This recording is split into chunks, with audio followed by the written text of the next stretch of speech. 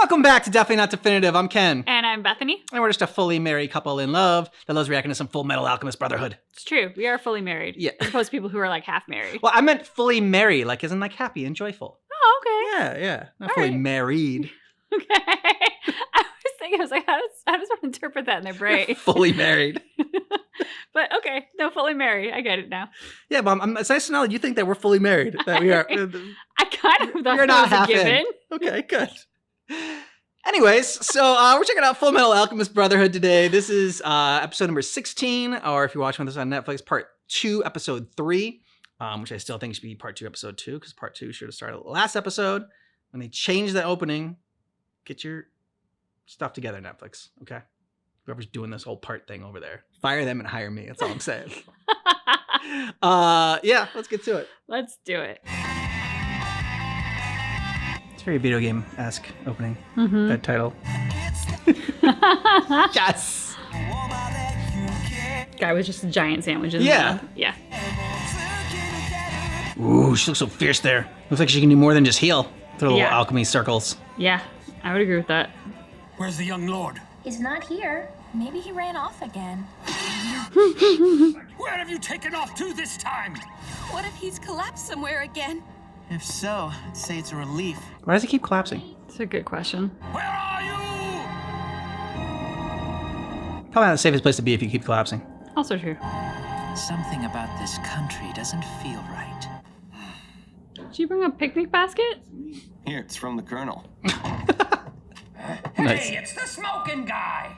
How's it going? You want a single game yet? Not even close. Hey, since it's night now, I can go and cut someone up, right? You gotta give me something. At least bring that Hawkeye lady for a visit. Yeah, I'll let her know that you're interested. How much longer am I stuck here keeping a watch on this guy anyway? The Colonel apologizes for having to give you such a dangerous assignment. He also says don't worry about your other duties. Your absence is being treated as sick leave. But if anyone, even military personnel outside of our unit, sees you, he'll have you court-martialed before you can blink. Ooh. I don't suppose you have any news of a happier sort to report? Indeed. Hold it! I found myself a girlfriend! Oh boy, is she hot! Hey, do you think this new girl would be fun to cut up? Come on, what do you say? Can I... Why do I feel like his new girlfriend is lust? Oh. Are you okay? Food. Collapsed by the side of the road, huh? What's that? From Shing, you say? Well, you're a long way from home, all right. I'll need to see your entry visa, please. Out of the way, everyone. Why does he keep collapsing? And he needs food, and a lot of food. Like a Goku amount of food, like you said in the last one. And that's just not normal. That's why he wants to be immortal, because he's sick. I think I'll head straight to the Hughes' house and let them know I'm in town. I can't wait to see Miss Gracia and cute little Alicia. Sounds good.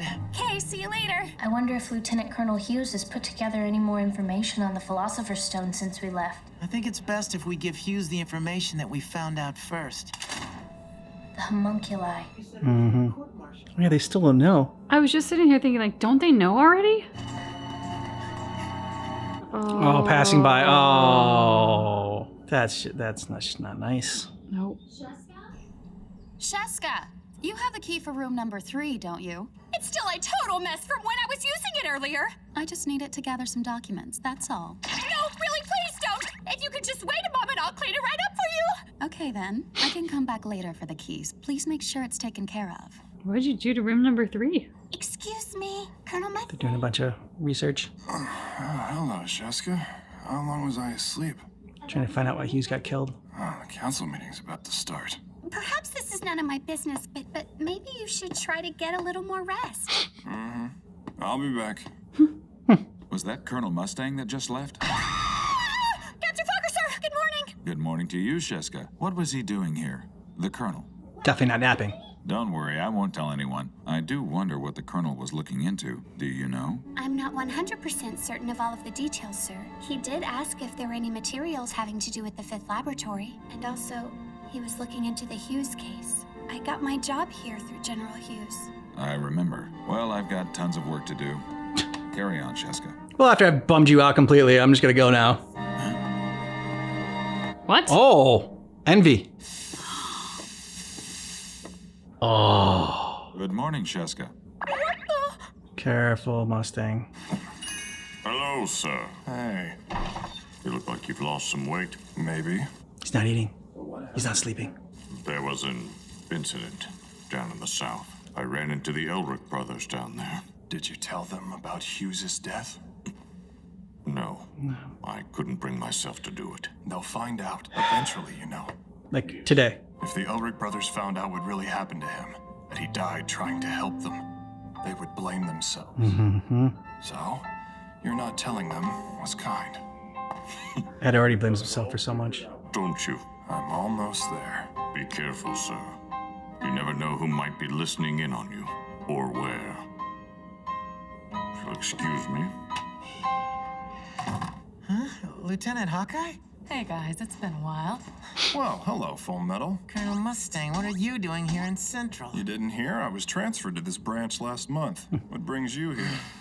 Hughes. We're just doing a little information gathering. And we were thinking that we'd pay Lieutenant Colonel Hughes a visit a little later today. Where is he anyway? He retired out in the country and took his wife and daughter with him. Oh, you're saying retired out to a farm? He's not here. Well, that's too bad. We were hoping to see him. Fullmetal. Watch yourself. Don't do anything crazy. Okay. He's gonna be so pissed when he finds out that you lied to him. Mm-hmm. It's a way to break some trust. Now you've decided to treat them like children? There's no need for them to know just yet. The fewer obstacles that stand in their way right now, the better. They are gonna find out someday. I've accused Armstrong of being soft, but right now I'm no better than he is. It's cruel, Colonel. We need to tell Winry about all this. She went straight to the Hughes house. Yeah, you're right. Oh, so she's definitely gonna find out. You're in a hurry. Why the rush? We just heard about Lieutenant Colonel Hughes. We can find out right now. It's rough news, huh? We weren't able to reach you. Don't worry, though. The military gave him a proper send-off. Wow, that was nice. The way they're using the lingo. If you boys haven't heard already, I'm sure you'll both be glad to know he was promoted 2 whole ranks. Up to Brigadier General? He retired to the country and they promoted him? Yeah. If you're gonna tell a lie, everyone needs to be in on it. Not the Lieutenant Colonel. Why him? Brother! Brigadier General Hughes is dead. He was murdered shortly after you were discharged from the hospital, Edward. It's all my fault. I'm the one who pulled him into this. Stop in and give me a shout the next time you make it to Central. Al, how are you gonna eat wearing that armor? Take it off, relax. Elrics, I understand that you two don't have a place to stay, which means you'll have to come with me.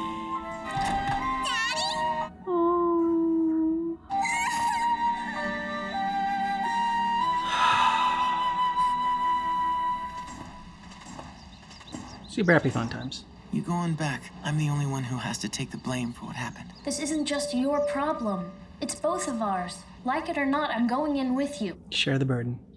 We said we were getting our bodies back no matter what. But if people are going to die because of that, then I don't want mine back. Winry's already here. Right. Aww. Winry. Miss Gracia, I'm sorry, but there's something I need to talk to you about, if I may. About Maze? That's right. You too, Winry. So Maze learned things about the Philosopher's Stone that someone didn't want him to know. His death was a message. A warning to you from whoever did it to back off from all this. I'm sorry. That would be just like him, dying while trying to help somebody else. My husband, he always was a busybody and a meddler, and it got him into trouble. A lot. But you know, I don't think he ever had regrets. Anyone ever good at this? Not even in his dying moments, Edward. But we... Don't tell me you're going to give up. Otherwise, he died for nothing. You can't let what happened defeat you. If you do, then that means my husband died in vain. Exactly. There might be some other way. Maybe, I guess. You boys have to keep moving forward any way you can. Man, do they need to hear that? Mommy, please don't cry. Oh. Just twisting that knife. Last episode was so fun. And then they bring you back down to earth. Past it.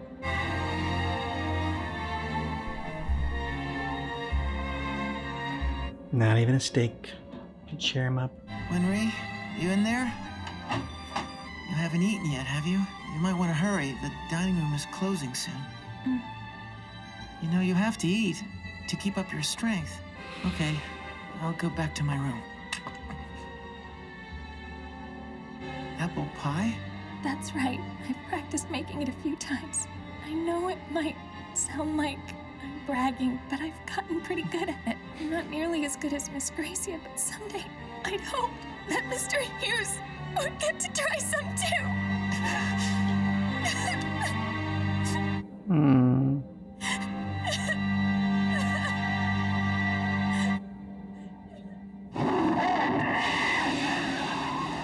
So the nosy Colonel Mustang is snooping around the Hughes matter? Using him as a chair. So what now? We already moved him to Central where we'd be able to keep a closer eye on him. Why can't he be a good boy and behave himself? I'd hate to waste an important sacrifice candidate. Haven't been able to learn anything from your new boyfriend? Nothing. He's either... See?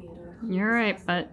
I'm off to gather some more intelligence. Let's go, Gluttony. Come on, Gluttony. Don't leave your mess lying around. What you said before about how much nicer it would be if the Flame Colonel would behave himself. Yes. How would you feel about us making another play? You have something in mind? Well, we've got a noisy mutt. Perhaps all he needs is a nice bone to chew on. Throw him off this trail. I'm Henry Douglas from the Provost Marshal's office. Do you need me for something? You'll have to come along with us. Your gun. May I ask what this is about? You've been named as the primary suspect in the Brigadier General Hughes murder case. Ooh. That's absurd. Now let's go. Gather whatever information you can about her. Go now. Quickly, but secretly. Right. Smart distraction. Excuse me, ma'am. I'd like a bouquet of these, please. My, what's this? A hot date, lover boy! Poor guy. Mm-hmm. You've been waiting long, Solaris? Oh no, I just got here. It's so good to see you, Jean. Why don't you sit down and tell me all about your day? Clearly, you know, he hasn't gotten very far because, I mean, he would have seen the tattoo then. That's true. I know she covered it up. Oh man, after last episode being so fun, and there was no tiny panda in this, and there was no, like, and the prince wasn't as funny because he was passed out. Yeah, and then finally dealt with Hughes' death with, at least with Ed and Al and Winry are concerned. Yeah, you know, it's one of those great things that they'll do in theater. If you see like a really good play, is like they bring you really high up so they can drop you harder and further and faster. And I mean, that was this. Not drop as in like it was a bad episode. It certainly wasn't that, but just like the emotional roller coaster from last episode to this one. It was the dive. And I couldn't help but think, and I didn't want to say in the moment because it was like a very sad moment with Winry. But like when she was talking about like, oh, no, never get to, you know, make an apple pie for Colonel Hughes. I want to be like, yeah, because that's the saddest thing about him dying is that he'll never be able to taste your apple pie. Like when you hear his little daughter crying, like I'm just saying that like to end it like on that note, like I get like, you know, it's like it's hitting Winry really hard there and everything, and you know, and like I feel bad for her and everybody, but like after hearing the mom break down after she just told Ed and Al that they needed to continue and need to push on, and she looked so strong in that moment, and she's like, wow, she's really holding it all together, and then for her to just break down and to hear the little girl and like, you know, saying like, oh daddy, is that you? And I mean, so they just twisted the knife so many other times that I don't know, just like when that came up, I'm like, I was just kind of one of those things where I was just like, you know, I don't know, they've already hit us with so many things that are just like his loss magnified so much more for like other things. Yeah, but I also think they did an excellent job in this kind of depicting loss and how it impacts people differently. Like, Ed gets a little bit angry with like, why him, you know? And so he's kind of going through that stage.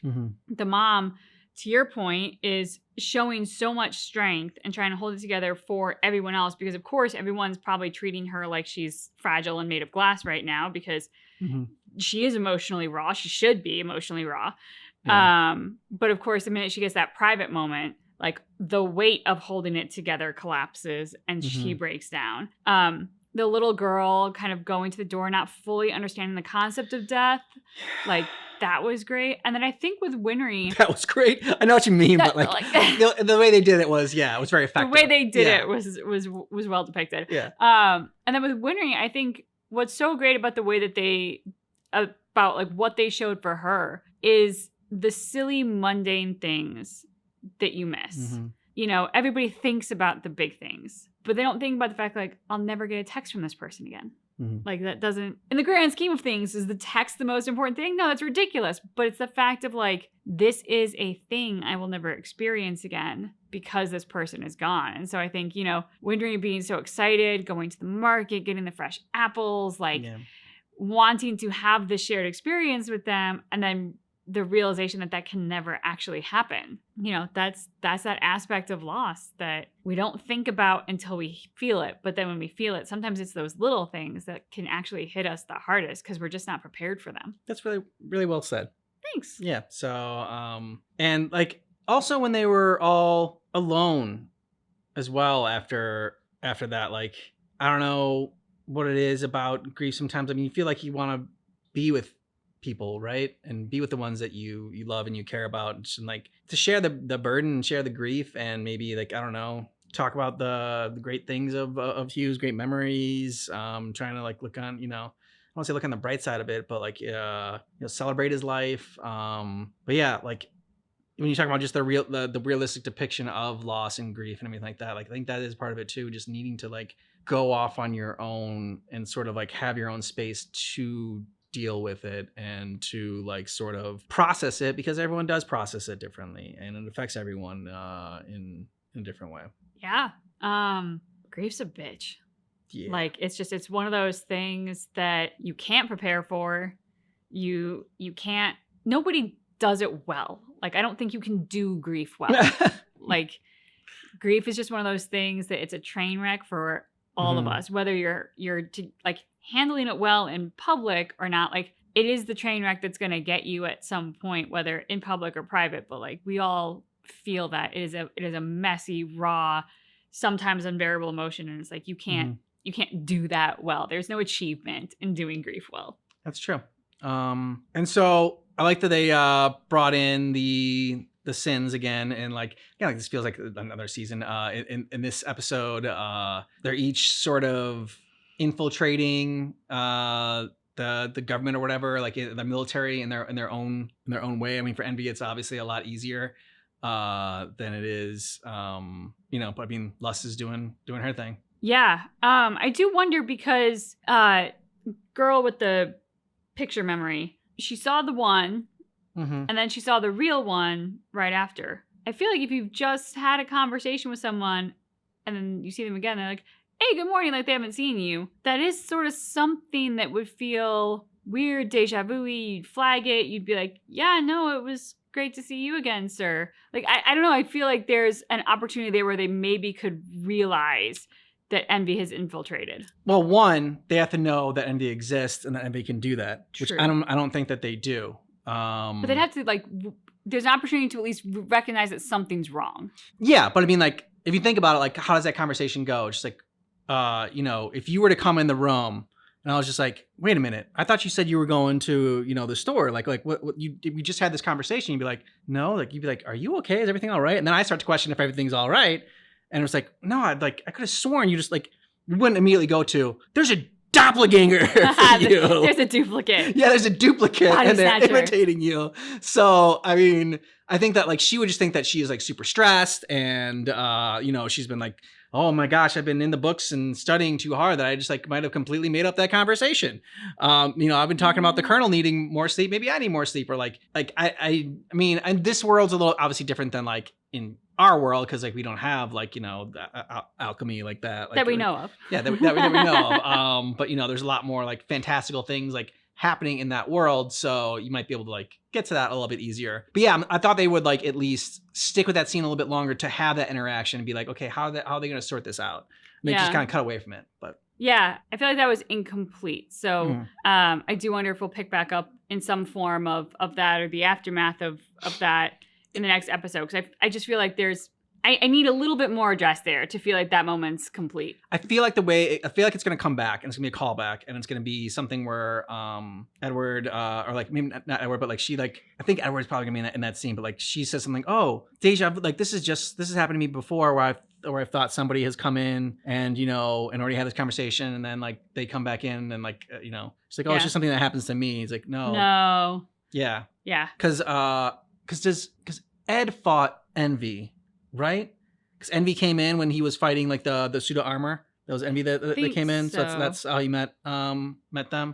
So I think it will come back later on in another way. That'll be satisfying then. I just I'm like, it can't just be left there as in like I need to see her reaction to I'm losing my mind or like her call out that this is deja vu or do you not just remember this conversation we just had? Like there just needs to be something there to make that moment a little more complete for me. Agreed. Let us know what you thought about this down below in the comments. And thanks so much for checking out our reaction for Fullmetal Alchemist Brotherhood, but just keep in mind that our reaction is definitely not definitive.